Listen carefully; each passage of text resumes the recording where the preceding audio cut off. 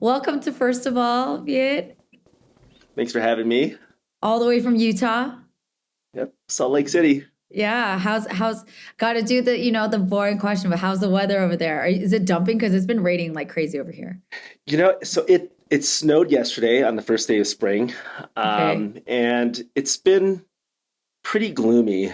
This winter has been a very long winter for us, and I think it's been a long winter for you guys as well, right? Hmm. We've had more snow in the last 13 years, if not more. So there's record snow, and this week I believe there's a couple more storm systems that are coming in, and there are talks of kind of extreme flooding that might happen, later this spring here. It's pretty crazy. I mean, like the amount of flood warnings we're getting in California is insane just because we've been Yeah, like in a perpetual drought for how many yeah, years? And so it's wild to have, I don't know. It's like it's a weird feeling because grateful for the rain and don't want to be a baby about something that like the earth needs and that we have needed for a long time to like fill reservoirs again, because those were like, I remember driving up to NorCal, which you and I both are from NorCal, but like going up passing all those reservoirs, seeing how empty they were, it like instilled fear in me. It made me yeah, depressed. I was like, oh my God, yeah. we're destroying our earth. To know that that's getting filled up like genuinely made me happy. But then on conversely, it's like flood warnings and like people are like, their properties are getting damaged. We can't travel anywhere in terms of like necessary travel. Yeah. It's crazy. It's so Yeah, crazy. no, there's definitely a shift. And when you say like reservoirs are, diminishing, it's kind of the same situation we have here. So I don't know if you're aware, but one of the biggest environmental factors that is going to affect everybody in this state and Mhm. surrounding states as a whole is the diminishing of the Great Salt Lake. It's really, really scary. So right Mhm. now, I don't know if you know, but Salt Lake City, the valley, we're basically in a bowl. We're in a valley. So Okay. with that valley, during cold months when there's high pressure, Mhm. um, we get a lot of the pollution that just kind of like hovers over. We call it the inversion. So Right. I've heard basically, it. high pressure, it keeps everything down. So there's times where we have some of the best, or sorry, some of the worst air, not just in the country, but in the world. Mm. They've compared our air to air in like Beijing, certain parts of China where it's really bad. Yeah. Our air quality is worse than LA most of the time, and then so with that, and then with the kind of like receding Great Salt Lake, what happens is once the Great Salt Lake dries up, it starts kicking up dust and heavy metals that are out there, and Yeah. that's going to add to our inversion, and potentially it's going to be really, really detrimental for everybody that lives here in the surrounding states. It's actually really scary, and the lake is literally going down by the day. You could actually see the difference day to day, which is crazy. But yeah, we've had a lot of rain, and the snowpack is record high, and hopefully that's going to help. But I don't think it's going to be. It's going to help us long term because everybody's moving here. Everybody loves Utah. There's a lot of development. So because of development, as you know, there's also a lot of diverging of streams and rivers to Yeah. help with all that. And because of that, there's less and less water that's actually going into our lakes. But anyways, I didn't want to start off this podcast No, with this you is like all gloom and stuff. What I wanted to really say is, holy shit! Listening to your voice in some of these commercials, your voice is like badass. It's like a badass, sexy voice. thank you you. Oh know, my God, thank you. it doesn't have they're like like when you talk to Asian people, they have like a very distinctive kind of like an Asian tone. You know, Okay. um, especially with a lot of my Korean friends, like you can Hmm. tell that they are Korean. And then I think it's really funny amongst like my Asian friends. They all like they kind of transition from like their day to day tone to like their like American tone when they're talking to other Yeah, yeah, people yeah, yeah. that I aren't totally know what Asian. you're talking about. Yeah. So yeah. Oh, So thank it's an you. awesome job. What was it? Was it like a State Farm and there was like some other commercial or Oh, I there was did two commercials. There was two uh commercials that you had posted that I saw. I'm like, wow. I was closing my eyes and listening. I'm like, this doesn't sound like Minji, but damn, that sounds good. thank you. It's like a Yeah. different, it's my performance voice, which is weird because I'm trying to be myself. It's a weird like It's cognitive off and dissonance. on, right? It's like, Yeah, I guess yeah. being on camera, you turn it on and off. Yeah, well, even with the podcast, like people have made fun. My friends have made fun of me because this is like I've done over 180 episodes at this point, and it depends on kind of like my familiarity, both with myself, and with like with the guest. Like I will get really, really like professional. Like I've honed that voice being like when I was running collaboration and stuff like that, like it's the leadership voice and like the really Yeah. professional. Yeah. And then my friend was saying like you can totally tell when you're talking with a homie because it's just such a different tone and a Yeah. different cadence. And like Yeah. hearing my own show back, I was like, oh my God, you really can tell. And it was kind of Yeah. it was interesting, but also kind of embarrassing because I was like, I sound like such a fake ass, but I'm really just trying to be polite. It's just a different version. Yeah. I have friends that are news anchors, and like like their news anchor voice and the reporter voice is very different from their conversational voice. Yeah. Oh, and I love the fact that you're wearing a Chicago sweatshirt because that's where I'm originally from. Yeah. Oh, are you? I didn't know that. See, I knew that this conversation was going to be great. I get to like hear your whole background. I didn't know that. Yeah. It's my Michael Jordan sweatshirt. It's a big 23 down here. Nice. The first 8 years of my life, I grew up in the suburbs of Chicago. Oh, very cool. Like how far out of Chicago? Because you say like, oh, San Francisco, but there's like a whole hour or two outside of that you're like, that's where I So lived. I'm about 45 minutes southwest of Chicago. Very cool. I grew up in a little town. I shouldn't say little town, but in a city called Carroll Stream. Okay. When did you leave Chicago? Because I knew you as Viet who lives in Salt Lake City, but came through San Jose because I was like, yeah. So I moved. So my parents moved us from Chicago to the Bay Area in 1987. Oh wow! So I was 8 years old. A lot older than you are, I'm assuming. I'm not sure how old you are, but yeah. Wait, you're older than I am? No. You're a few years older than I am. Okay. I'm just saying, I was born by the time you came to San Jose. But I was young. Okay. Yeah. So my parents moved us up to California in 87. Did I say 87 or 88? 89? 87? One of those. Somewhere in there. Yeah. And then I've lived in California up until 2008. So I'm coming up to 15 years in Salt Lake City.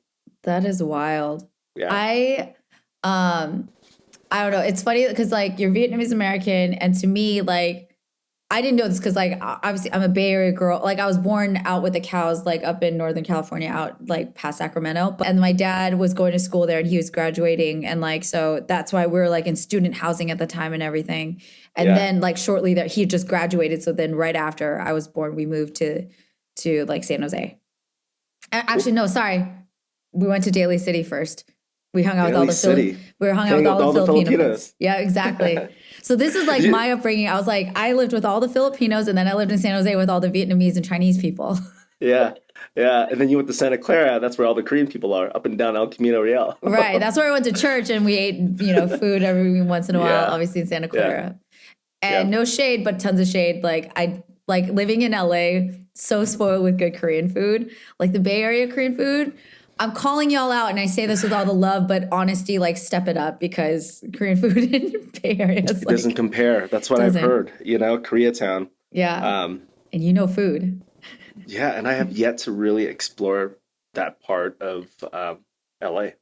You gotta come eat. Like come eat. I'm gonna take you up on your offer back in Sundance. You said that you're gonna show me around K-Town. Oh hell yeah! Like anytime. Some good food. Because you're doing like. I think we need to get up to speed on like how this life of yours has evolved, because obviously geography is one thing, but just your life as a chef. I wish this life for my little brother, sidebar. Like he was so obsessed with Food Network and all this stuff growing up. So he's quite a bit younger than me. So, I was very influential, if I must say, in his formative years. And I was highly trying to like manipulate him into becoming a chef. And I was like, oh, it'd be so great to have a chef in the family. Ooh, you love food. And we'd cook together since he was like a little kid. So for the longest time, I was like so excited because he was going to be a chef. And then he went to the military and does computer stuff. So like, yeah, that dream got killed. So now I get to know you and get to learn about your journey, because you've had such a crazy path in food that I'm using this conversation to learn about, because here's the overall theme too. Just like backtrack a little bit, and why I'm okay that we started talking about like a little bit of gloom and doom. And it's just funny because talking with you, I'm already like feeling better.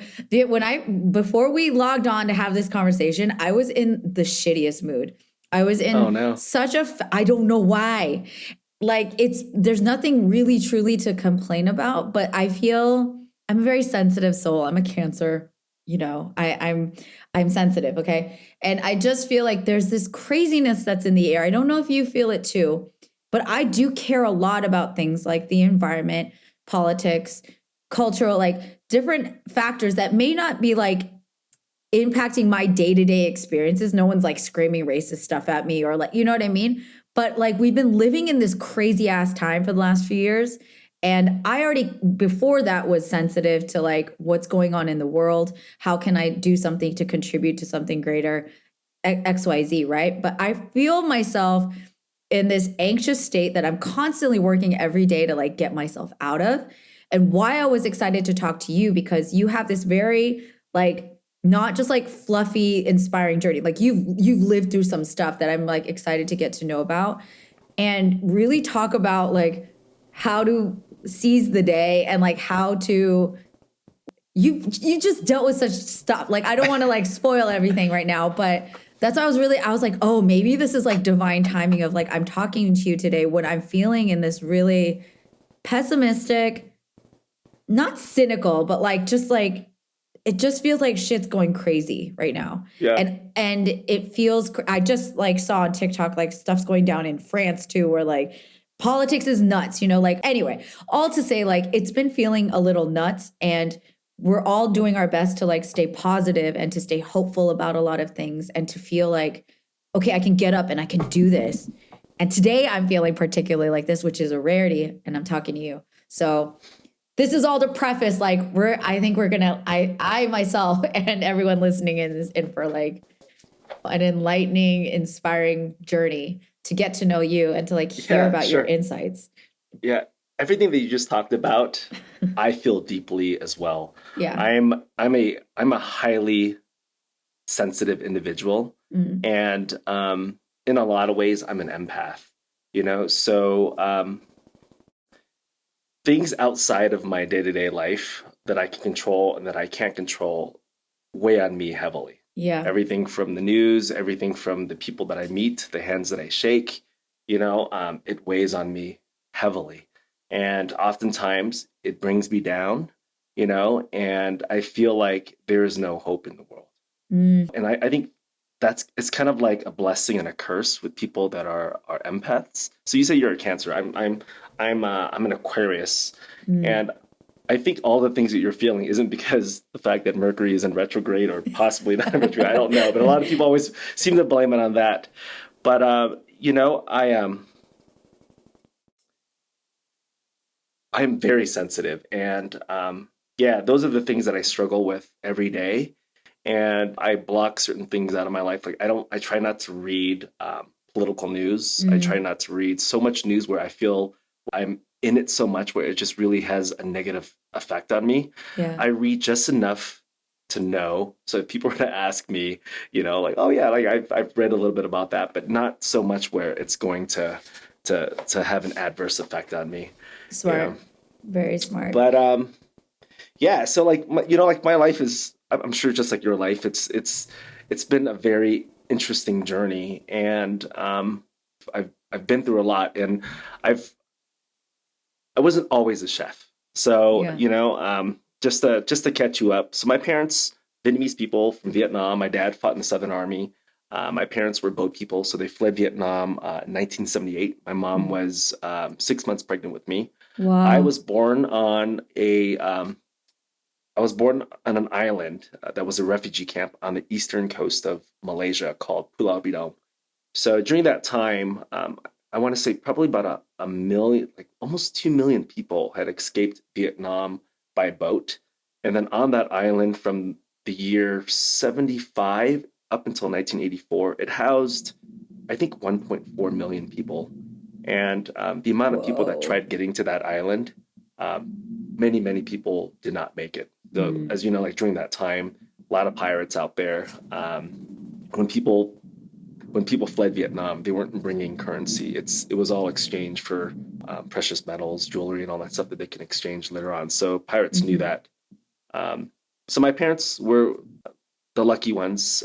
They made it to the island, and then about 8 months later, my parents were sponsored to the United States. So Wow. the first 8 years of my life. So I came to the United States when I was about 8 months old, and grew up in Illinois. And there, we were there was four families. My dad's brothers and sisters, and my mom's brothers were all in this little townhouse. And there was like probably like 12 of us, I think, in this little townhouse. So to me as a kid growing up, it was just like it was always really exciting because there's my cousins were there and there's always people in and out. Yeah. I never really realized we were in that situation because my parents couldn't afford getting their own place, and this is kind of like the start for everybody. Hmm. So to me, it was just like always like interesting and fun. And I remember through the years, the first couple of years of my life, I remember like cousins coming in from Vietnam and staying there, and all these people. So it was kind of like the halfway house for a lot of our Everyone's family members. stacked on Yeah, top of each other. yeah. And then after like a year or so, my parents were able to save up and ended up getting a little apartment, and we moved, and then ultimately ended up moving to California. So where do you want me to start? Do you want me to tell you like my whole story, or like what? We can hop What do you? around. I mean, Yeah, we I can don't hop know. around. I'm living vicariously. I think there's one of the things that I really do like just want to highlight that I feel like I'm constantly learning, and I feel like really lucky because being involved in collaboration, which is this Asian American movement, to me gave me a privilege to like understand and to know more Asian American stories, because I think it's something that I feel really privileged that I get to know and experience all the time. But like that's why I wanted to share it in Sure. part on the podcast, because for me, like I'm part of the Korean American wave of the 70s and 80s where like my parents and people came because they wanted to, and like that's still to this day as a grown ass woman, I'm still recognizing the stark difference of like how that origin story is so starkly different, right? Like Yeah. my parents, it's coming somewhere or going somewhere voluntarily versus like fleeing somewhere and having really nothing and like having that be your origins. Like these are like very American stories here. These are very global, universal stories Yeah. that you don't get to hear directly from the source that much, not at least in the mainstream zeitgeist in here in like Hollywood, which is my industry. So Yeah. I just want to highlight that because I feel so lucky to keep getting Well, to know these things from like sure. the Sure. beginning. Yeah. It just so happened that last week I had a little short documentary that was released. So there's a local radio station out here called KUER, which is Okay. a local NPR station, and in conjunction with PBS Utah. So we started working on this little short, I want to say like 4 years ago, right before the pandemic happened. Mm-hmm. And it kind of just started off with me as a chef and like how I've transitioned from fine dining into the fast casual world, comfort food. And we were trying to figure out how this show was going to start, how it was going to finish, and what we're going to try to convey. And the pandemic happened. We ended up kind of putting a pause on it, and then started back again. And then we started talking about Asian ingredients, and if I use any Asian ingredients or do I cook Asian food. Up until then, honestly, as a Vietnamese American, the closest thing that I've ever cooked that was Vietnamese was probably some pho. And keep in mind, it's not like I'm an untrained chef. It'd be Mm-hmm. far more impressive if there was an untrained chef, a home cook who attempts to make pho. I was a very much educated, cook at the time, and like I know what goes into making a broth. So up until then, like the only thing that I've made was pho. And one of the first Asian ingredients that I started using in this past decade was fish sauce. Mm. So, we started talking about my youth, growing up in Illinois. So, and if you can imagine at that time, we lived in a community that's predominantly white. And during this time, there's a wave of Vietnamese immigrants coming in from Vietnam and settling all across the United States and Mm-hmm. other countries as well. You know, one of my earliest food memories, it wasn't like spending time in the kitchen with like my grandmother or my mom. one of my earliest food memories was actually fried chicken. Nice. So when we settled into this little house, my mom's younger brother, he ended up getting a job at this fried chicken place called Brown's Chicken, which is behind the house that we lived in. And the reason why this memory comes like is so strong is because my family would eagerly wait for my uncle to come home from work at night, because when he'd come home, he'd bring home the leftovers. And that Mm. leftovers meant a late dinner for us Hmm. and lunch for, for whoever is going to eat it the next day, or, like if they're going to take it to work or whatever. Yeah. So like I just remember eating that fried chicken and like how amazing it was. And then I remember my mom trying to recreate it by going to the Asian store and buying tempura powder, tempura Wow. mixture, and making it. And I just remember eating it. It just wasn't good. So, growing up, all my parents cooked was Asian food. Hmm. And as a kid who went to school with other kids, predominantly white kids, I was picked on a lot. You know, I was picked on because of my name. So my brother's name is Nam. He's a year and a half younger than I am, than I was, or than I than I am. So together, Vietnam, we were picked on a lot. So Mm. we would never ever bring our lunch to school because that meant for us to be picked on. And I'm sure like you've heard the stories before. Like growing up Yeah. Asian, you do not bring your like your ethnic food to class because you'll get made fun of. Hmm. If I was given a choice um, between a really good bowl of pho or a hamburger, I would immediately choose the hamburger. Yeah. Yeah. My parents would get paid weekly, and when I was a kid, when they got paid, which was a Friday, it meant that Friday we go to the grocery store, and then we get to go to McDonald's. You know, Mm. um, for me as a young kid, watching TV, watching the commercials, watching McDonald's commercials, all these things, every time that I ate McDonald's on that Friday was when I felt most American. You know, Yeah. I Yeah. felt like I was like all the other kids, but I wasn't. I was very different, Hmm. and I just remember just hating my name so much and hating the fact that I was Asian, wishing that I was white, and that every time that I ate a hamburger, I felt more white, and that Mm. gave me a lot of peace. It just made me feel good because I was like everybody else. And I swore to myself that when I become 18, I was going to change my name. So Wow. at that time, my parents actually could have applied for citizenship.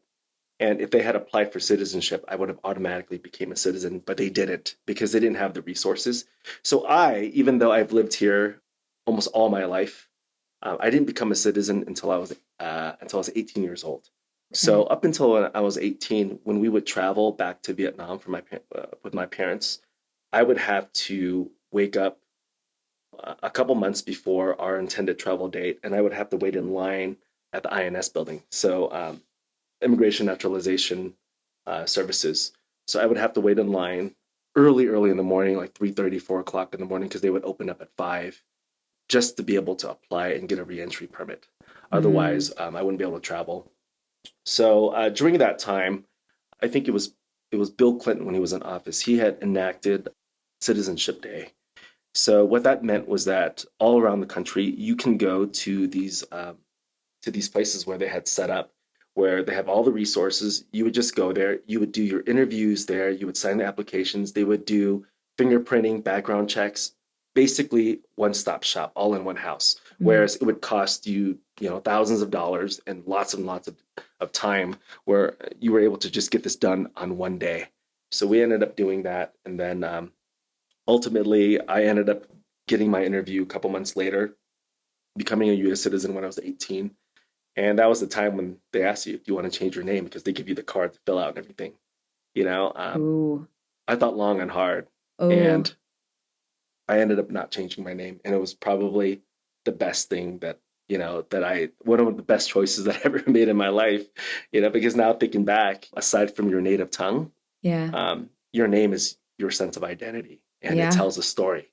So my name being Viet, my brother's name being Nam, when my parents fled Vietnam, my dad was 30, my mom was 26, I believe. Mm, And mm.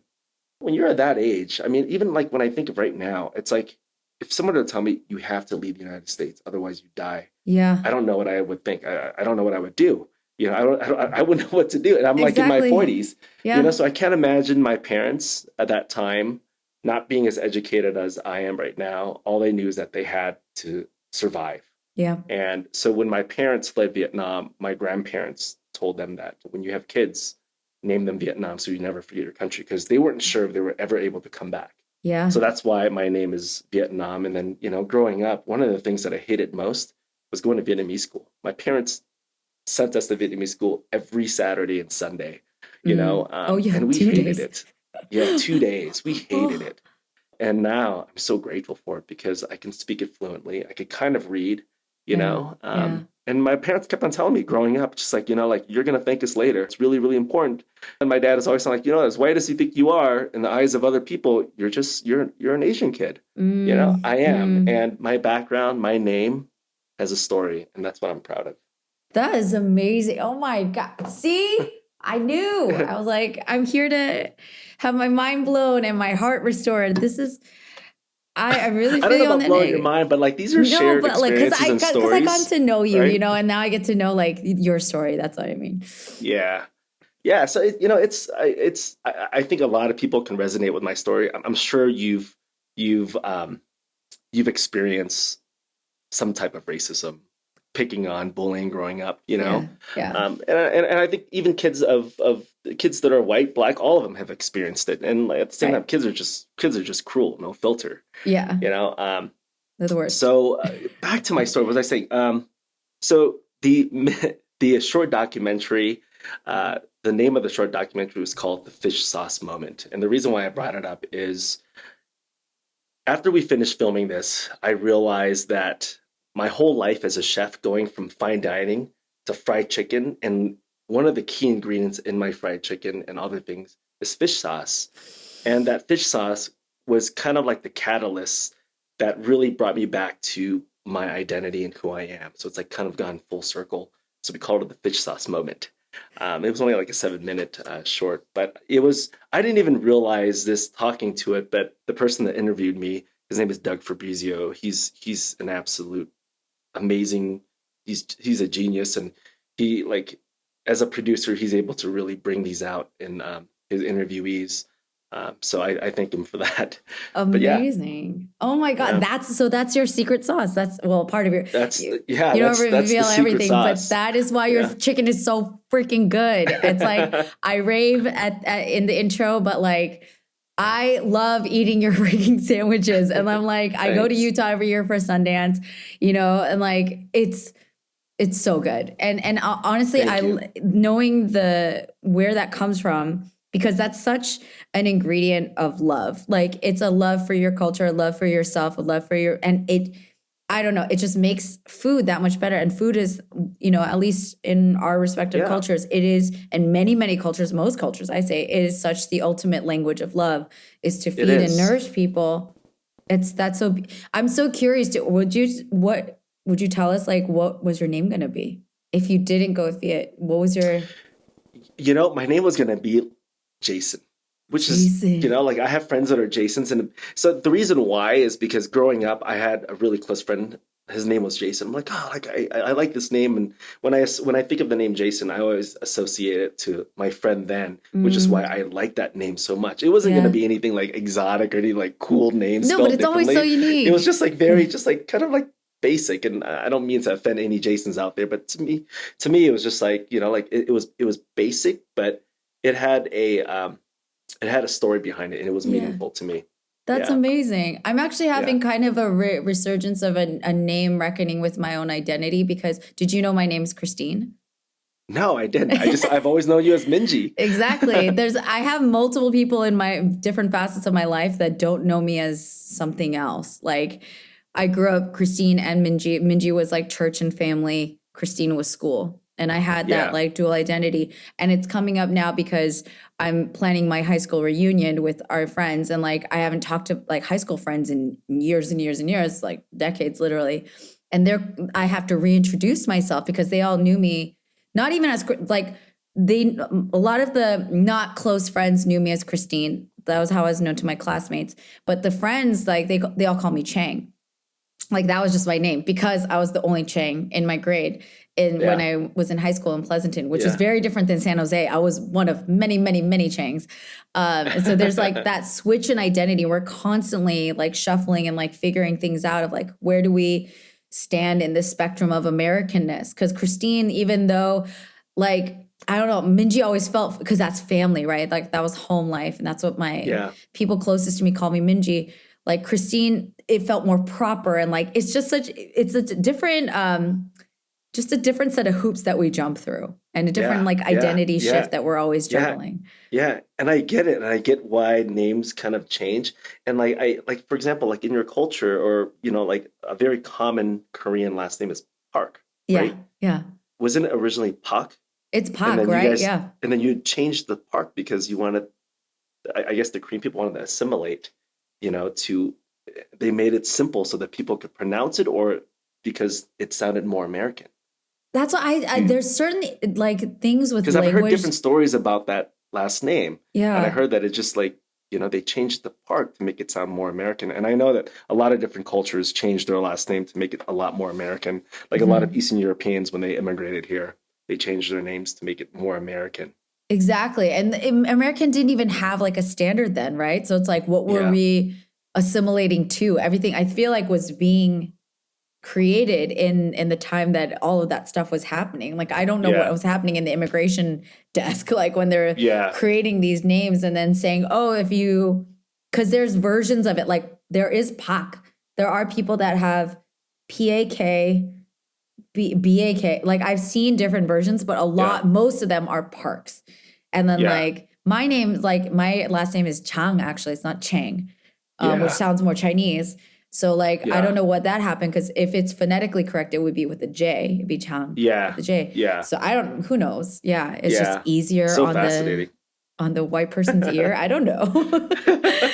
But So and like, I love that story too about how like, I don't know, food, like, again, how you're bridging the two in this current version of your chef universe with the chicken. But like, can you tell me about the fine dining? Because how did it's always a thing with Asian Americans are always like, what were you supposed to be? Like, what was the expected prescribed job that you were going to potentially follow?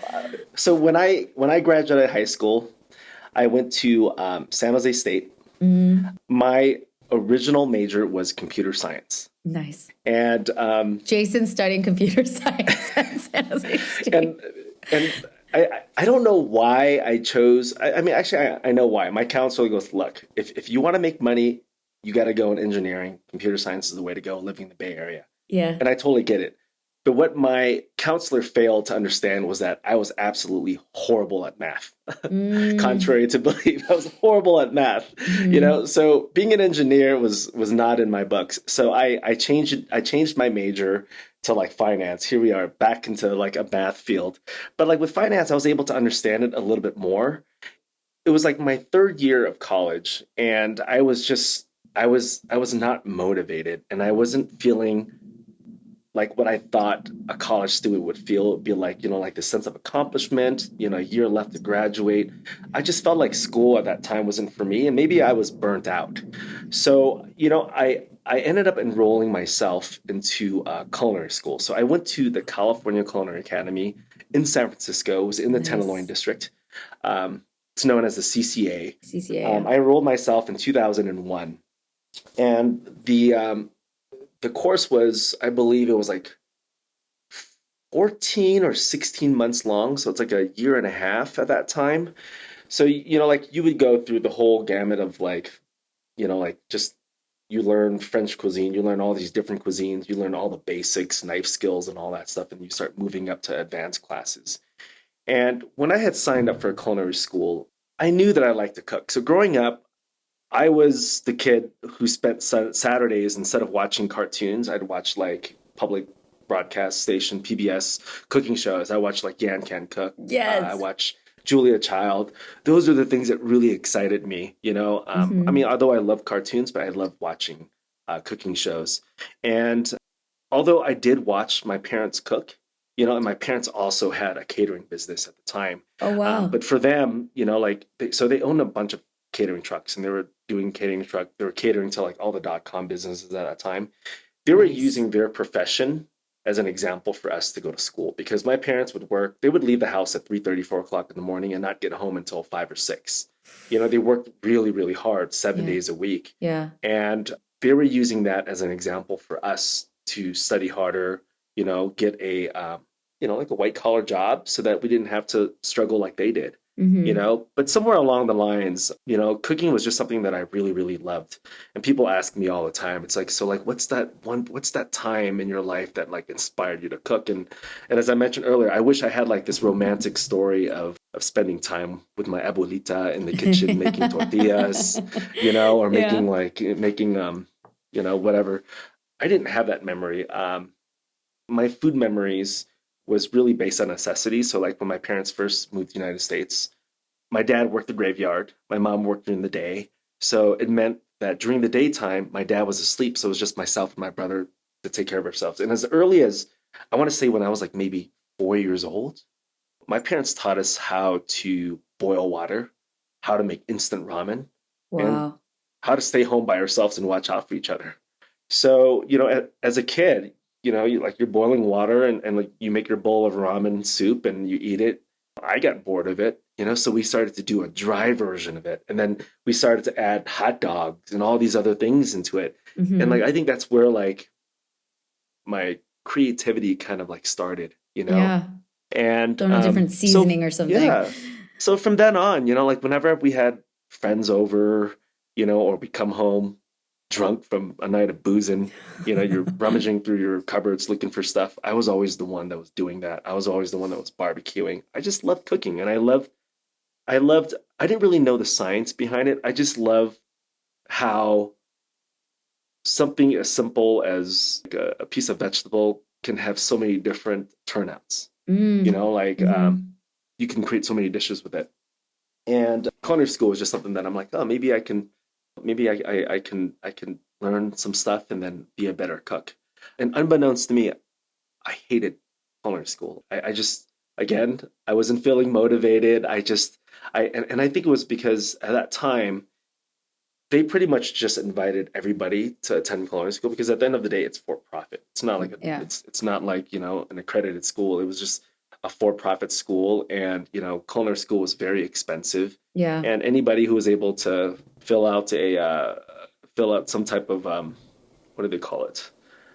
Form to get money from the government, loans or whatever, like you were able to get in. So we got people from all walks of life, and I'm not, saying that some people are better and some people are worse, but it wasn't like a very conducive environment for me to learn, I think. And then also, I don't think a lot of my classmates really liked me a lot, because I didn't like school. I wasn't there a lot. I fell asleep a lot. Oh. And I was the guy who was never picked first, or at least in the middle, more towards the end of like being in a group, Gotcha. So I actually I got held back. And I had to take additional courses in order to graduate. And I don't think there's a lot of people that get held back in culinary school, It just seems like school's not your thing. Like, let's school's say never it's been just my like thing. that structured order, like you have to come take tests. Like, it really isn't for everybody. It isn't. It wasn't for me, but I knew that I liked cooking, and I knew that that was something that I was passionate about very early on. And I think that in itself is a gift, because there's a lot of people that are my age now, if not older, that are still trying to figure out what they're passionate about. Yeah. So long story short, part of the curriculum, you have to do an internship. And I originally had applied for this internship with this Japanese gentleman named Tetsuya Wakura. He had a restaurant called Tetsuya's in Australia, Sydney. And I put together this extensive, I wrote an essay, all these things, and I sent it to him, and I never heard back.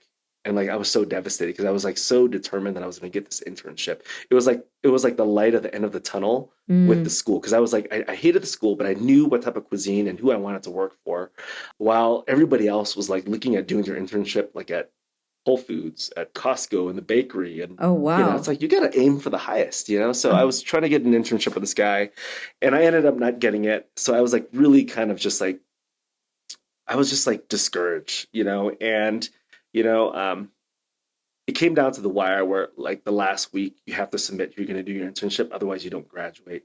So I spoke to my counselor and she's like, hey, there's this restaurant down the street from us. It's called the Fifth Floor. And there's a brand new chef there. His name is Laurent Gras. He's from France, but most recently he came from New York. He came from Peacock Alley at the Waldorf Astoria. He's an up and coming chef. He's just got Food and Wine Magazine's Best New Chef, and you should go check it out because he's bringing in interns. So I went there and I interviewed with him, and one of the first words that came out of his mouth is that culinary school means nothing.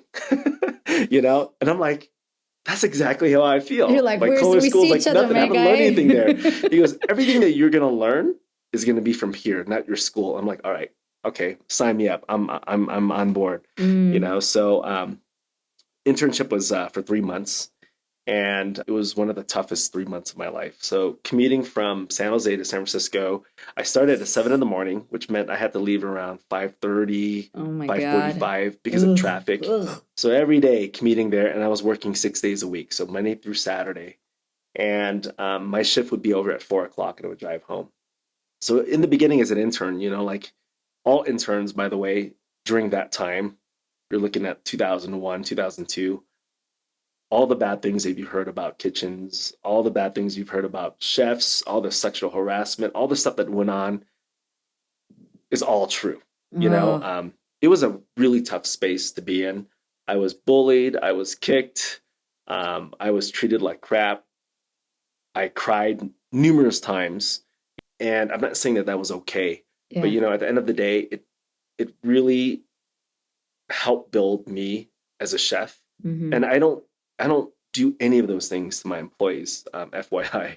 I'm not saying that it was like the best method of training people, but for some reason, through all of that, at the end of the day, there was nothing that I wanted more than Mm, to be a really good chef. mm, And if it meant getting picked on, getting like just getting treated very, very poorly, if I was to slowly progress each day, it meant that I was winning.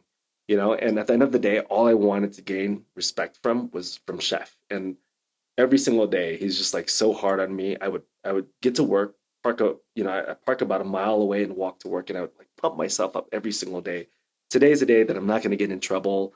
I'm going to focus on this certain aspect of my prep and all this stuff. And you know, wow. I come into work, and guess what? I get my ass kicked over and over and over again. And then I remember vividly one day I was doing something, and I don't remember. Chef turned around and looked at me. He goes, "So you're starting to use your brain." As insulting as that was actually a compliment. Yeah. And it was a vivid day where I can remember that I was like really, really proud of myself. I don't remember what I was doing, but I just remember that I was really proud of myself. And I'm Hmm. like, yes. And then day after day, from then on, slowly, like I got better. And then chef asked me if I would be willing to stay for service, which was a huge deal Hmm. because the prep cooks, they come in from 7 and they leave around 4 o'clock. And if you wanted to stay for service, you would have to stay until at least 10 o'clock. Yeah. And not everybody got to see service. So he asked if I wanted to see service, and I was excited. I didn't care if I have to stay another 5 hours or 6 hours. I was going to stay. Yeah. And then from then on, it led me having a role at that restaurant, and it changed my life. All of that hard work and perseverance, and just putting aside my ego and just trying to fight the fight, Yeah. and knowing that like this is something that I've wanted more than anything in my life. And up until then, I just felt like I was kind of like hovering along. I wasn't Hmm. doing anything great, but I also wasn't a bad person. Yeah. I was just floating from one job to the next Like job, and it existing. was just a very mediocre. And then all of a sudden, for the first time in my life, I was actually fighting for something. Yeah. So, you know, fast forward, chef ends up leaving to Chicago, opening up a restaurant called L2O, and I end up not following him. I ended up, getting burnt because, like, as a 21-year-old working 6 days a week, at the end of the day, when you're 21 years old, you want to hang out and party with your friends. You want to Yeah. have a normal life and hang out on Fridays and Saturdays. And I missed out on a lot of that. So I ended up leaving the restaurants and then going back into banking, which was what I was doing part time while I was going to college. So yeah, so I was in banking. I was doing mortgage loans, and then when the market crashed, I ended up transitioning, working for a software company called VMware in Palo Alto. Little tiny And little. 'Cause, yeah, little tech company.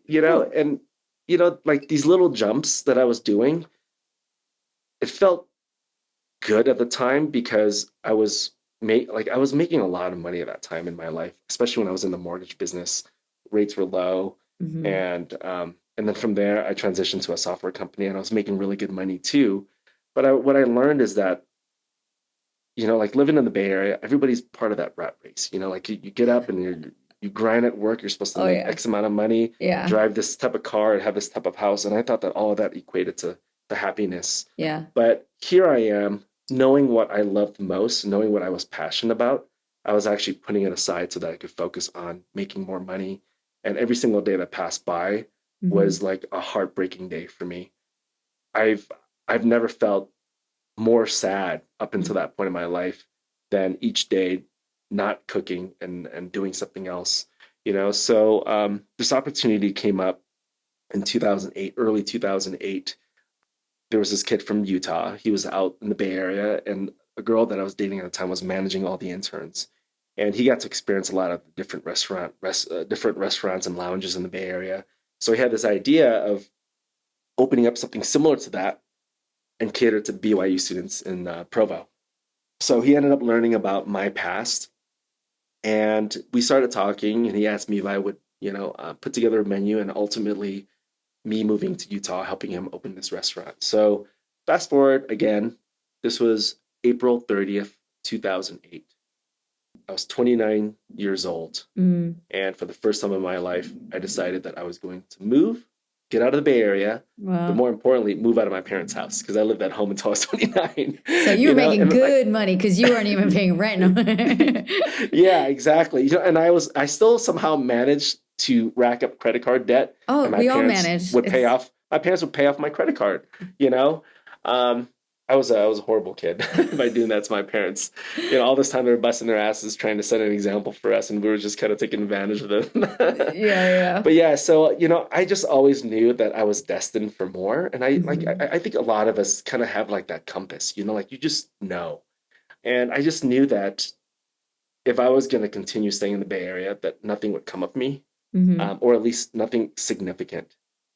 I had to find a way back into the restaurant industry. So this was an opportunity for me as a young chef to be able to open up my own restaurant. So I ended up moving out. It was April 30th of 2008. I moved out and helped this guy open up the restaurant. And immediately, this really awesome guy that I met back in the Bay Area ended up to be not so awesome. Um, So, without getting into too much detail, at the end of the day, um, a restaurant, a restaurant should focus on service, experience, food, whereas for him, it was purely based on the bottom line. Hmm. And you don't get in the restaurant to make an immediate buck. So Hmm. because of that, we kept on bumping heads, and ultimately he fired me. 2 days before he fired me, I was actually in Salt Lake City looking around for some spaces just for fun because every opportunity that I got to get away from that space that I was in, the restaurant, to go up to Salt Lake City, which is 45 minutes north of us, I got to kind of like experience normalcy. Living in Hmm. Provo, which is where BYU is, it was a very different culture without It's getting a into very the different Mormon culture. I aspect can of, attest of to. Utah. It's a very, very different culture. Whatever you're thinking Um, of Salt Lake City, times that by like 50. yeah, exactly. So like as you know, like it's the Mormon culture is very prominent here. This is where the Mormons settled, a long time ago, and Provo is very predominantly. I think the percentage is very high as far as Mormon. And for a Bay Area kid ending up in Provo, not really knowing much about it, it was quite the culture shock. Yeah, I Um, imagine. But like I tried to escape that space, not because of the culture shock, more so because I needed to get away from the restaurant Yeah. and kind of like reimagine myself if I was to have my own restaurant and how things would be different. And lo and behold, I was on Craigslist on a Friday night and I saw this house that was converted into a restaurant. And so I decided Saturday to drive up there, check it out. So I looked at it. It was like this amazing space. It reminded me of the restaurants in the Bay Area that I loved so much, such as like the French Laundry, Mm. a restaurant called Manresa in Los Gatos. And I'm like, this is exactly what I want. And during this time, like I would create this vision board of how I would imagine my service, how I imagine the food, and how things would be different. So slowly, like the universe kind of like put all of this kind of like into play for me. So Saturday I look at the place, I come back to work. Sunday I get called in, and then I get fired. You know, um, What and timing? yeah, up until that moment, I had no desire to do anything. Other than just to just to get away for as much as I can. So I end up getting fired. And then I go home and I call my parents and I told them what happened. And keep in mind, this is 8 months in, and I wasn't ready to really go back home.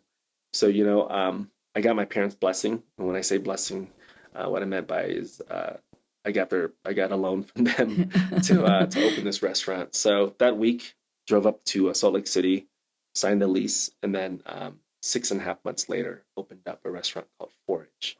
So Forage was one of Utah's first set menu restaurants.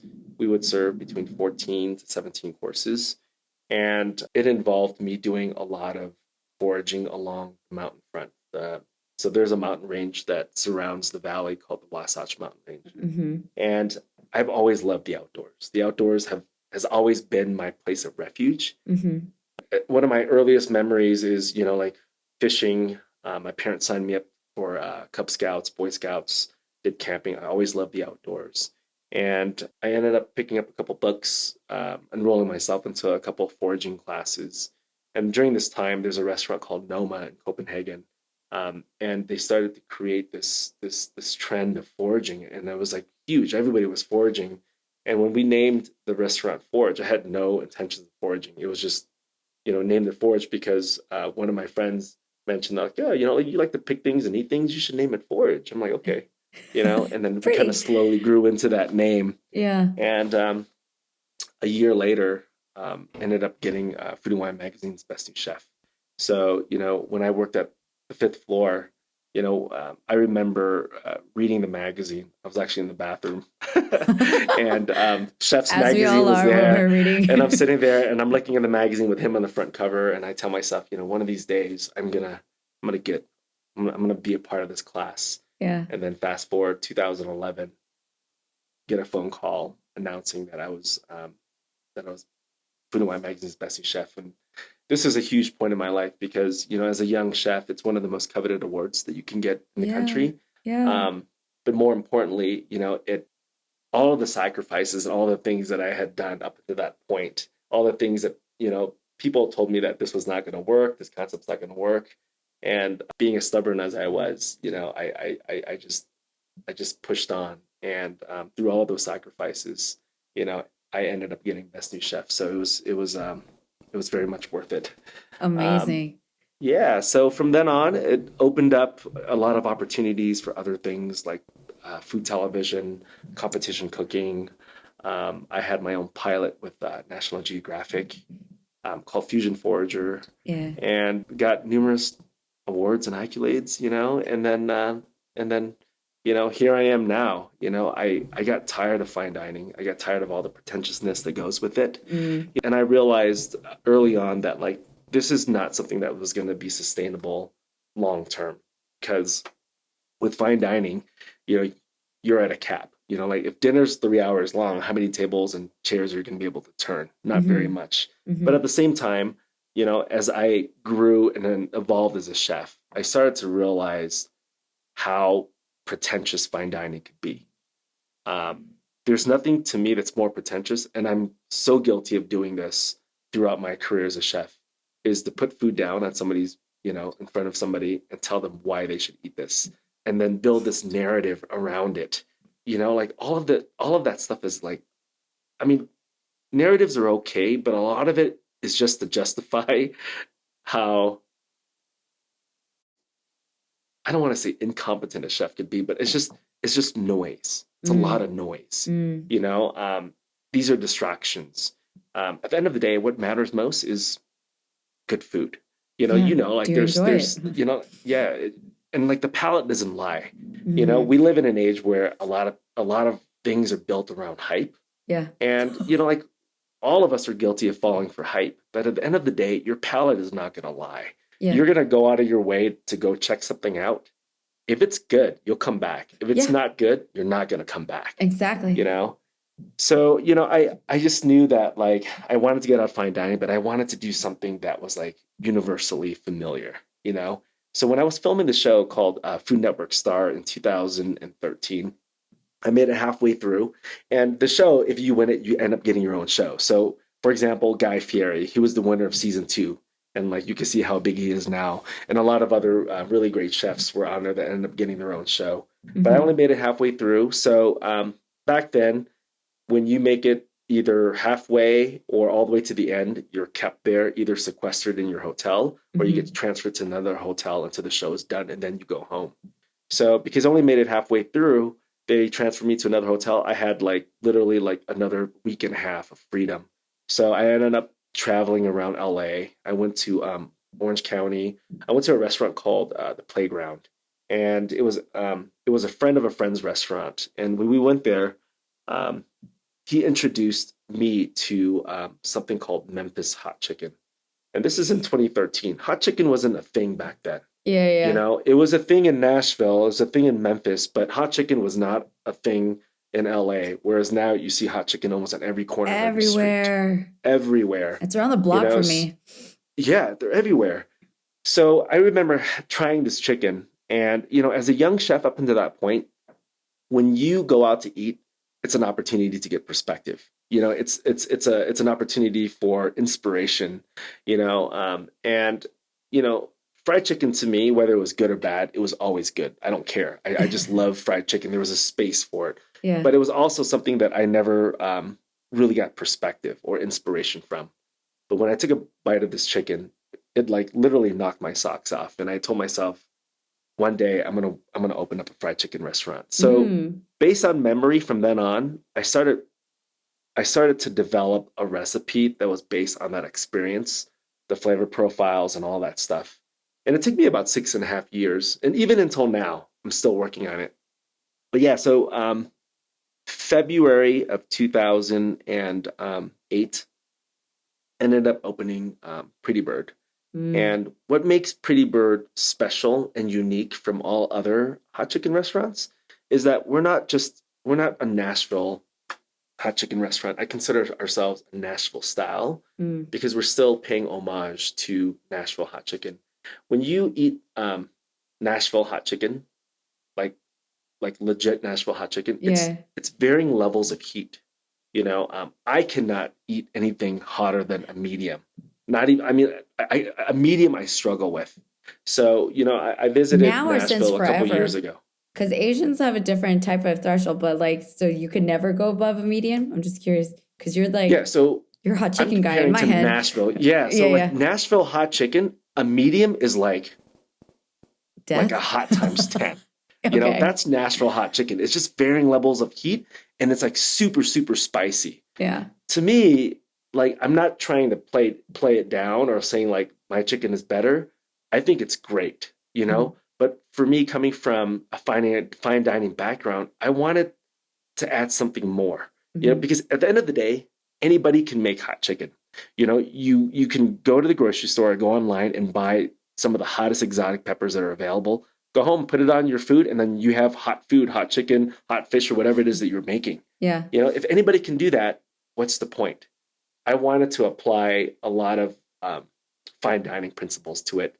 But at the end of the day, give it to somebody without all of the BS, quote unquote, the narrative, the pretentiousness. Give something to somebody that, like you have something in your hand that looks familiar. You eat it and it's amazing. And And that's all yummy. that matters, right? Hmm. That's all that matters. So that's the difference with Pretty Bird.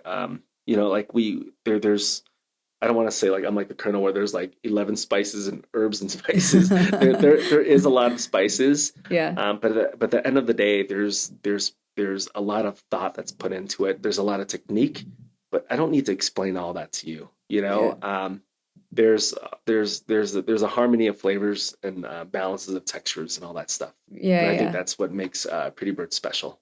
You know, And but I yeah, can that's attest as a customer, I have paid for many for many pretty birds at this point, and so good. And I'm now learning like a key component of that is like the fish sauce. yeah, I mean, every yeah, recipe, like I appreciate, and that's what I actually like because when you, especially when I travel as much as I do, I get to differentiate because I like to find the thing that's like signature to that place.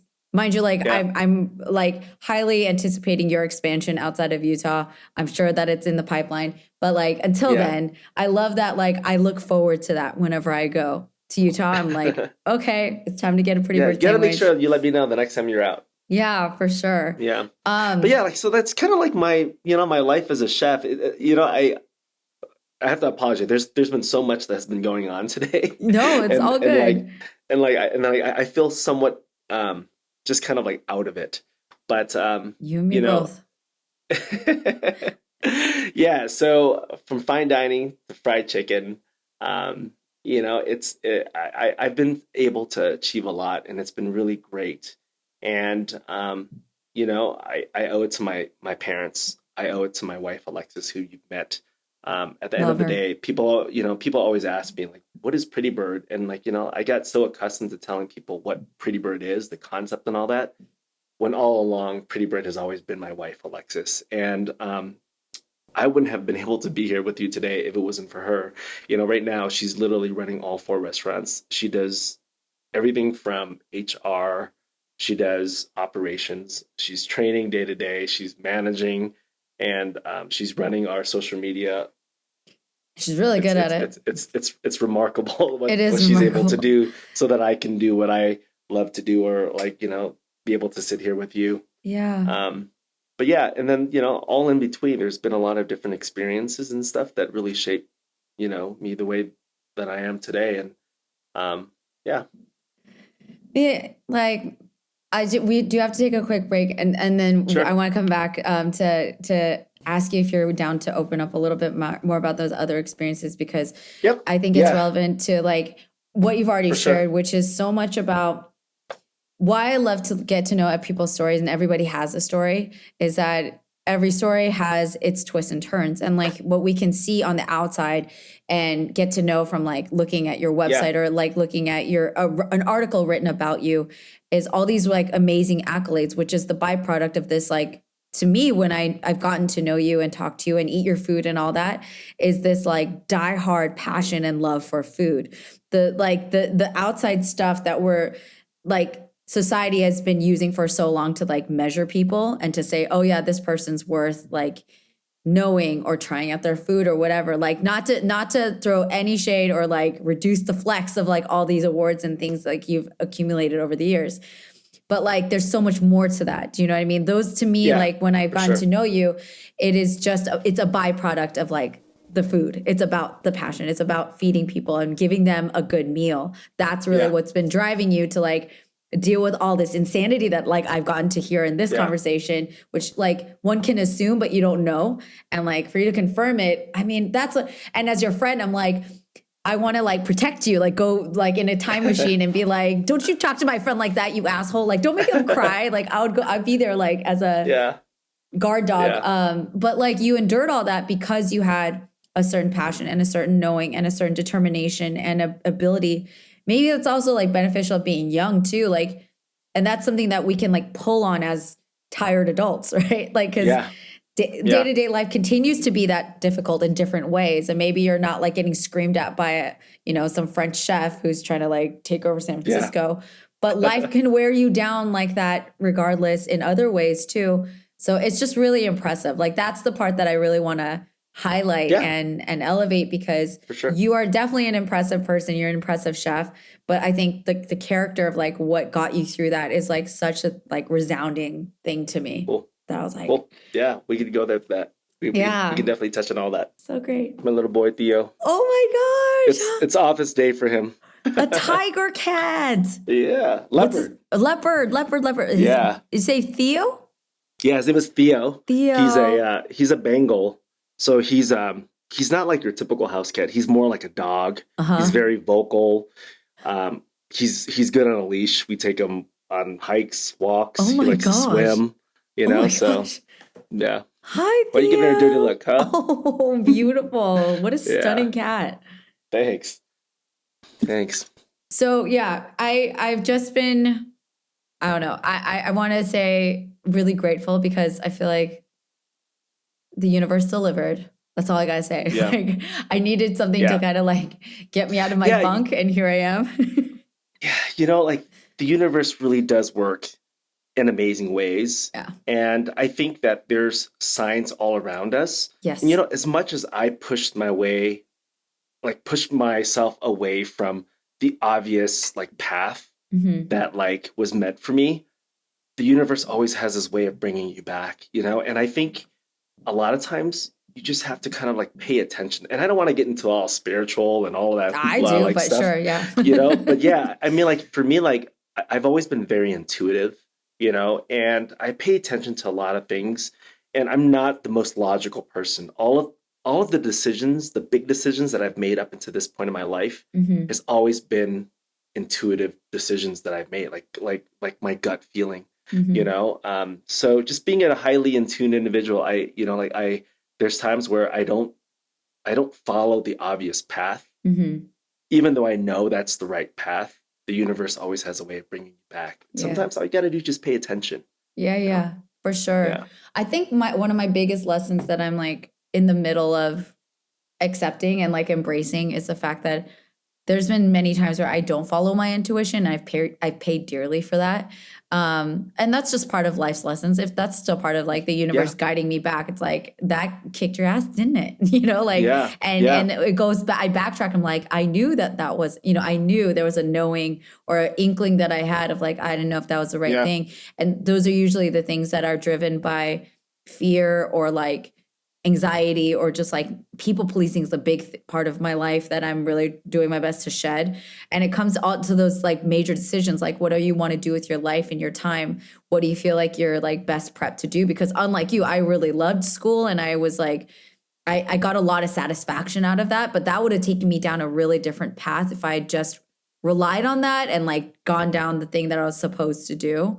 There's a lot of mixed signals and they can be really confusing sometimes. Are you more happier now? I think so. I think I'm more fulfilled. That's like where it is. I try to get down into the nitty gritty of like, I get very existential, like what is happiness? And is happiness what I'm seeking, or is it peace and fulfillment? Those are different. Like being fulfilled means you're going to have to eat a lot of shit in a different way, but it will feel worth it. That's the difference, I think, to me, where I've done a lot of things in my life where I've done the grind, like I've hustled really hard and then felt like, why did I do that? Yeah. And then like it also bigger leads picture. to happiness too, right? Exactly. It kind of like bigger picture, they all kind of led to something, but like you said, paying attention along the way, you get more and more familiar with yourself and then like feeling, do I need to suffer right now? Or is this something I just need to like grit my teeth and like determine my way through? Or is it something like universe or God or myself, my intuition's telling me it's just not right for you. Like, let it go. Which is why it's really nice to talk to you about that and to know that you were able to do those decisions and like be happy with where it led you. And I feel that way too. Yeah. We live in a society where we're taught more to be logical. Yeah. To make logical decisions and not to listen so much to your gut feeling, because at the end of the day, logic is above all. I know, that's what a lot of people have told me growing up. And I think each and every one of us are born with a sixth sense. And that sixth sense to me is that inner voice. The more that you don't listen to that voice, the more it becomes muted. And it's tough to really kind of like bring that voice back, because it's a particular sense that we've all kind of either have used as our strength or have just have lost, Yeah. you know? So I think it's really important that we rely on that, in addition to, our logic. I want to the way I do visualizations and whatnot is that my ideal situation, and I am an idealist, I'm a dreamer, what have you, an empath. Like I want my mind and my heart to be on the same team. I don't want. There are going to be times where they're at conflict with each other, where my mind's like, save all your money and don't spend any of it. Don't da da da da da. But my heart's like, I've worked really hard. Like, why can't I enjoy the fruits of that labor and like and enjoy myself? Like there's times where they're really at odds, but there's times where like I've worked really hard to like have them be on the same team. I don't know how to like articulate the best I can, but I'd say like that conflict has subsided a bit. And I think that because I'm learning how to pay attention to my intuition and therefore taking bigger risks, what I would have interpreted as a risk earlier as a younger person doesn't feel so risky right now because I have more faith in myself. Yeah. I have more like data, if anything. I'm like, no, I follow my intuition. I follow my gut feeling. And look where it got you last time. It kind of like, it builds on itself. Yeah. So I do think like I'm getting to a place where like head and heart meet. But I'm curious to you because you've been such a like staunch, I follow my gut even when it's like insane. Were there times where you're like, what the hell did I just do? Or did you feel like you No, truly regretted it? to this day, like, so I've always, just like you, have tried to kind of like rule my life with my head and my heart equal, side by side. Yeah. When it comes to managing people and running a business, it's very, very, very hard. You can't. Yeah. And I'm not saying that employees and people are bad, but it's just like when you deal with so many different personalities, different people, like like the way that I've approached with employees and all that, I would kind of like change myself so that I'm at their level. And in a lot of ways, it's been helpful, but also it's been detrimental to me as a boss, as a manager, because they take your, I don't know, like your weakness, and they turned it around. I don't know, but like, so like, for example, my wife, she's black or white. She's black and white. There is like no in between. It's like, this is the way it is, and that's how it is. And she has far more success than me when I try to manage people, because I end up getting too buddy with people.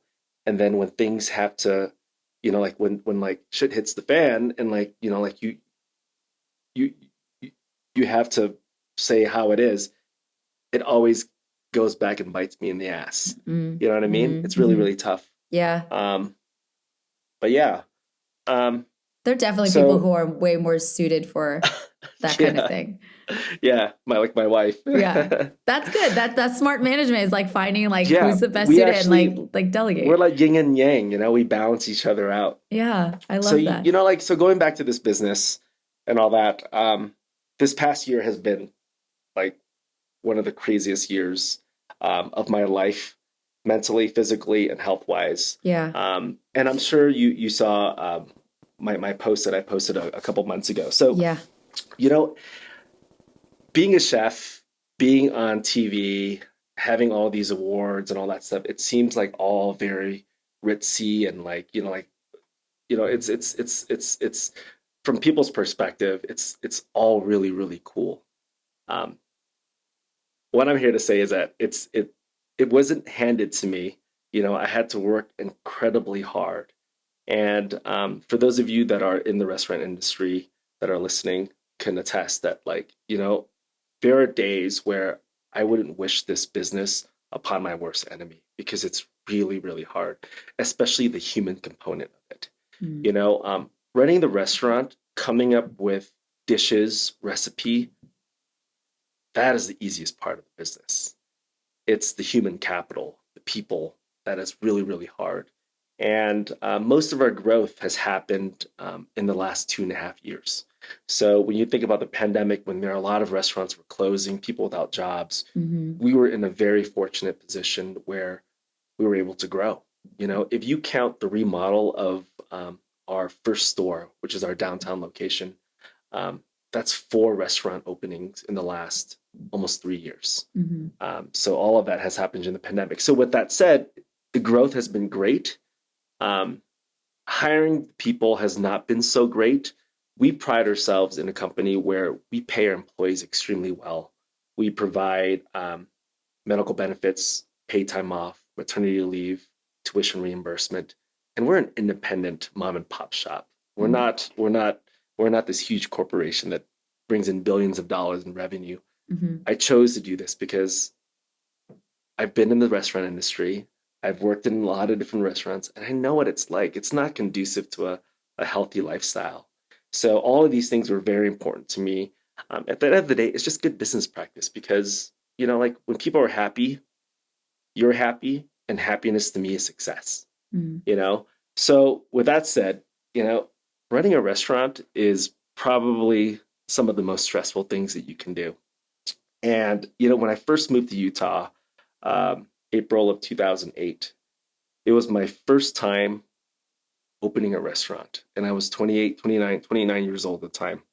I started to develop this rash on my body. Um, Let me know if it's TMI. So, Rash, we're I, good. Yeah. yeah, so I developed this rash on my body.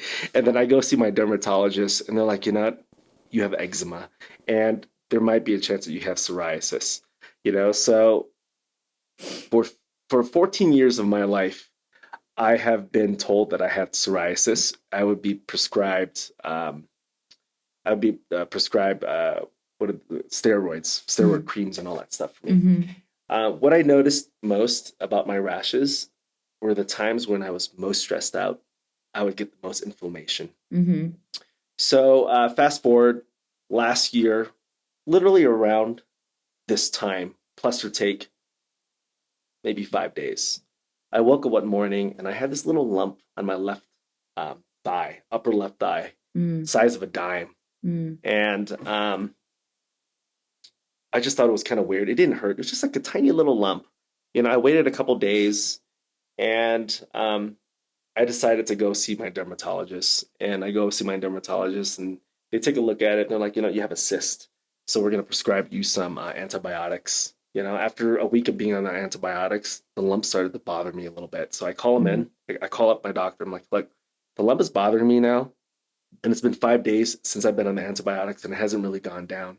So they had me come in right away. So I ended up going in and they look at the lump and they're like, hey, so I think what they plan on doing is that they're going to cut into it and just kind of drain it, instead of letting the antibiotics take effect. So they cut into it, nothing comes out. And then I'm sitting there, and then the doctor leaves, brings in another doctor. They leave, bring in another doctor. And you could just tell everybody was just kind of like they all had this like this concerned look. Yeah. And the last doctor that came in, she's like, you know what, this is really not what we're hoping for. But because we're in it, we're going to have to biopsy to see if it's anything else. So after several weeks, the biopsy came back and I think it was probably the end of March, early April. I got diagnosed with ALCL, which is anaplastic large T cell lymphoma. So it's a type of blood cancer. Mm-hmm. And here I am, I feel like at the height of my life and my career, I had just finished doing a television show. I just opened up my third location and I have another location opening up in the summer. Yeah. And I was on my way to becoming a pilot. And all of a sudden, my whole world kind of just collapsed. Being told that you have cancer, whether you believe it or not, it's so crazy and it's so surreal to me because although I didn't believe it, being told that you had cancer, again, I'm going to go back to like that innate voice, that gut feeling. Mm-hmm. That gut feeling told me that I was going to be okay. And I knew that I was going to be okay. Wow. But being told that you have cancer, you force yourself to go through the motions. And when I say go through the motions, you go through a phase of like depression. You go through a phase of like, this can't be me. Like up until now, I don't think there's anybody in my family that has ever been diagnosed with cancer. Wow. Not that we know of, So now that I got this diagnosis, there's all of these tests lined up. So I had to do a PET scan. scan my whole body. I had to do extensive blood work to make sure that, because this cancer is so close to my lymph nodes, we had to make sure that it hasn't spread anywhere. So after doing all of these tests over a period of several weeks, it all came back clear. And when I got this diagnosis, it wasn't until a month later until I actually got to see my oncologist. I ended up getting admitted to the Huntsman Cancer Institute up here by the University of Utah, which is like a very renowned cancer institute. So I go in there, they're looking at it, and they're scheduling a basically like they're gonna have to take it out. So around that time, I just so happened to have my annual checkup for my rashes. So I come in, and they're looking at my files and notice that I just got diagnosed with cancer, ALCL, and it gives them a different perspective on how they're looking at my rashes. Now they're looking at my rashes and they're like, so the rashes are only on your buttocks and behind your thighs. That doesn't behave like psoriasis or eczema. These are very, very different places where these rashes would occur. So so the rashes that I have were basically occurring where the sun doesn't shine, except for my groin. So they're like, let's do a biopsy on that just to make sure. So they end up doing a biopsy, and then another couple weeks go by. I was in line at the airport, getting ready to fly to LA, getting ready to fly to New York to film a cooking show with Bobby Flay. I get a call, and they confirm that it is cancer. It's another type of lymphoma. Oh my God. So it's called mycosis fungoides, which is a lymphoma that behaves very much like psoriasis. So here I am getting ready to film another television show and being told that I have 2 cancers. Like what else can go wrong, right? Crazy. Yeah, that's a dangerous question to ask the universe. Oh God. It's like why me, and like what, at the end of the day, a lot of it was out of my control. Yeah. And I chose not to be sad, but at the same time, I had a lot of obligations in my life. I had a lot of people that depended on me. We have 75 employees. We have 3 restaurants, and I didn't have the luxury of just telling myself today I'm going to stay home and feel sorry for myself. So I just kept on pushing that push. Did the Bobby Flay show, did really well on the show, and won. And then you won without just having that. You had 2. Okay. Wow. I won. So it was a show called Bobby's Triple Threat. So I'm the only chef on TV that has the distinction of beating Bobby Flay twice. Wow. But then I also beat him. I didn't beat him, but I beat 3 of his quote unquote titans on Bobby's Triple Threat. I need to tell my little brother this, because he was the fan. He was the one watching Bobby Flay. I only knew about Bobby Flay because of my little brother, because he was supposed to be the chef. I beat him on Iron Chef America, which is crazy to me because, as a young kid, that was like one of my favorite shows.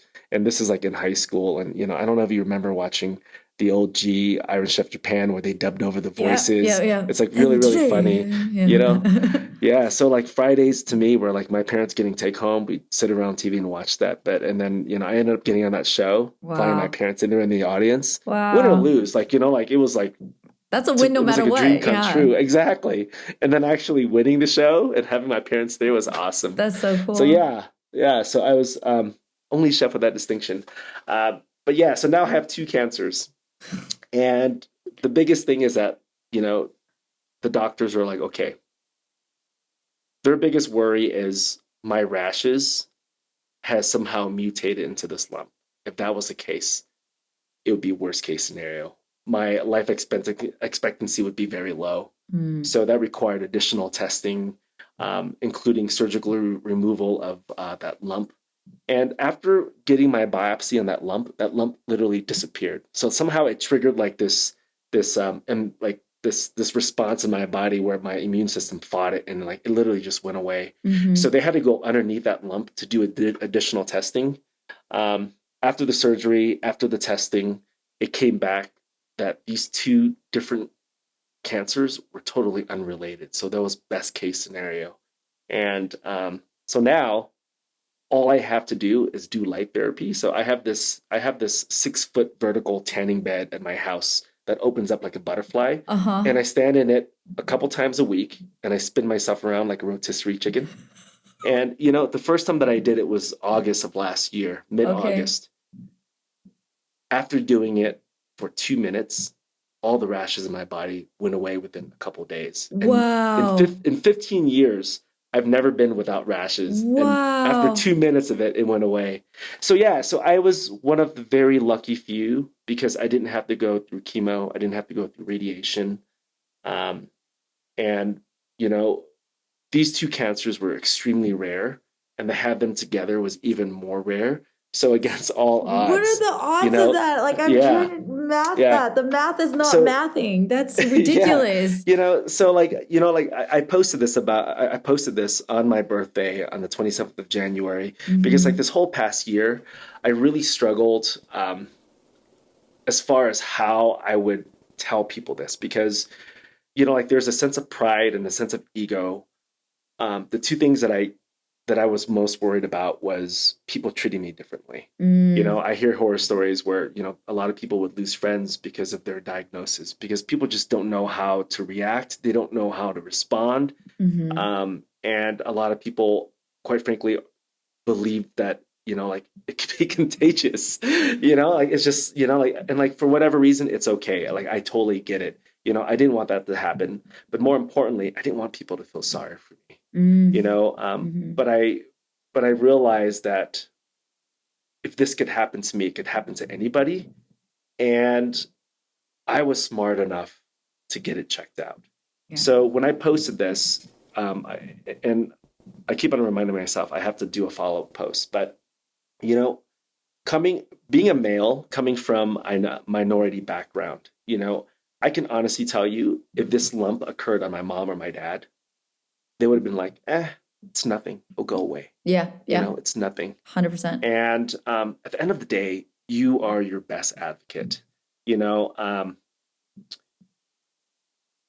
if I had not gone to the doctor, being as close to my lymph nodes as this lump was, it could have spread through my body like that. Mm, mm-hmm. So at the end of the day, if something's off, go get yourself checked out. I 100%. know for like with men, we're less prone to get things checked out. Like for example, like like women, you like they encourage you in the shower, whatever it is, to like to check for lumps in your breast. For Mm-hmm. men, it's the same thing with your testicles. Mm-hmm. You want to like make sure there's no lumps. Mm-hmm. So a lot of us are just afraid to do that, and just being of a I think a lot of Asian people in general too, we just have this mentality that things will be okay. Yeah. Like it's nothing, it's no big deal.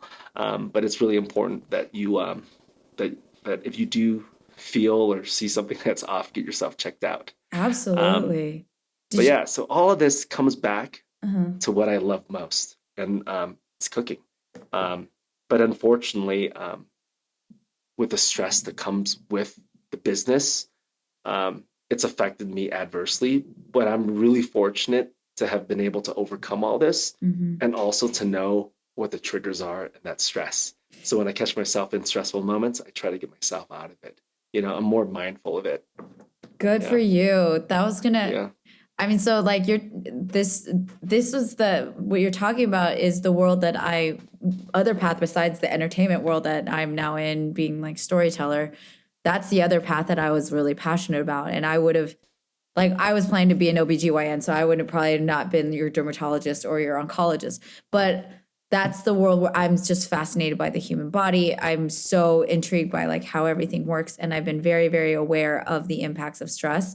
And that merges with my other love of humanity and understanding the ways that stress on a daily basis, whether it's like really acute, which means intense and like, a sudden spike of adrenaline and cortisol versus like subtle but ongoing, prolonged, incessant, never ending, like never mindful of, never addressed stress. That stuff shows up in our bodies, right? And that Yeah. shows up Yeah. And it can be a spiral because it can impact your sleep, and suddenly your body's not resting. Sleep is so vital for our bodies to recover from the daily stressors of life. Yeah.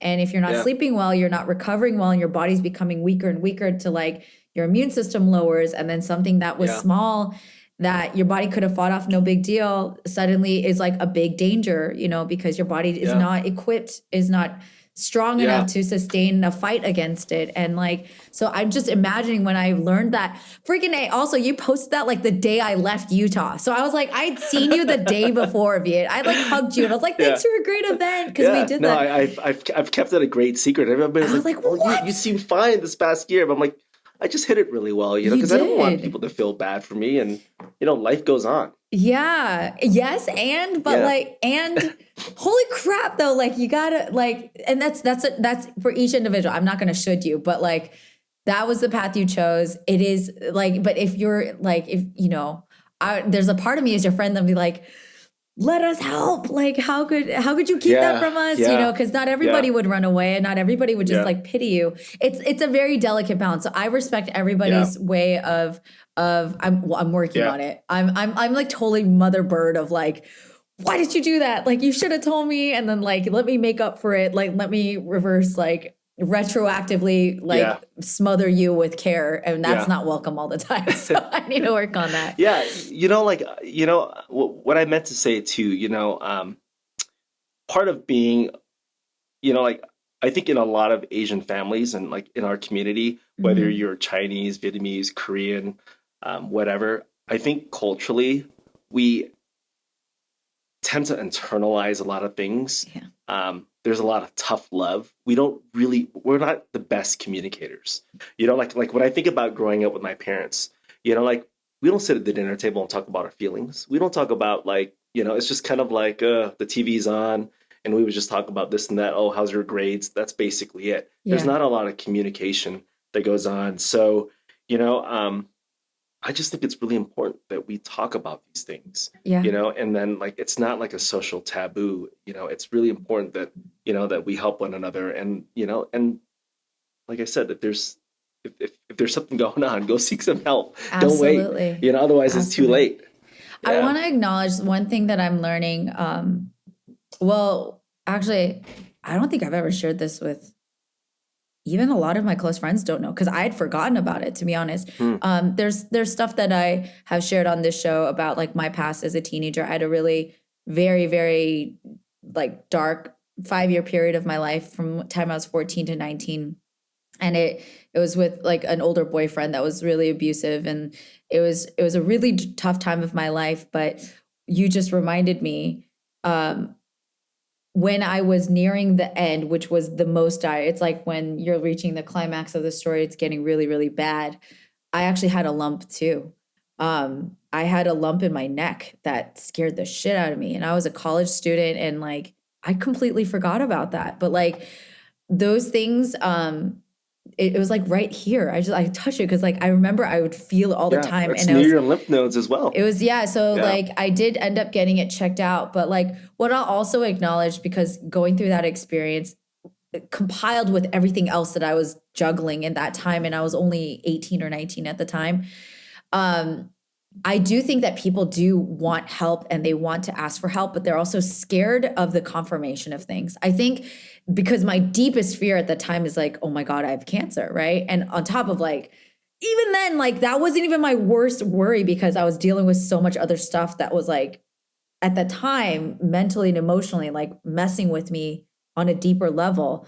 Cancer would have been like, you know, but I was scared. And so I think I actually delayed getting it checked because I didn't want confirmation of yet another bad thing. There's so much that goes into the human psyche and the way that we deal with things, whether that's like, I don't want to burden other people with my problems. I don't want to, but it's also that inner fear of like, I don't want to know for sure that this is. Yeah, it goes back to that saying, what you don't know can't hurt you, right? Exactly. So Yeah. I'm so thankful we're talking about this because of the ways that we've been programmed for a lot of different reasons and a lot of different ways, for better or worse. Some of them have helped us survive, right?